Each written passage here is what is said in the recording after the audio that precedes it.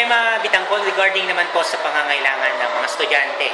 Ano po ba maitutulong ng aming batch Sigtinian para maiahon po at mapaganda ang ating paaralan po ng San Mateo National High School? Okay, so far, gaya ng mga nabanggit ng mga advisors ko, of course, ang ating pinaka-project dito, pinaka-target, yung ating mga students. So, number one, I think is the financial assistance for the students who are really in need, especially pagka sila ay gusto mag-continue with their higher education. So, that is the number one. Okay, second, ayun nga yung ating water drinking fountain.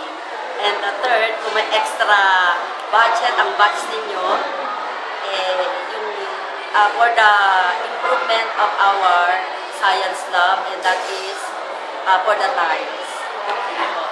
Maraming salamat po, ma'am. Makakasa kayo na ma-actionan po ng batch 98 po yung kahilingan po natin. Okay. Salamat po, ma'am. Thank you very much.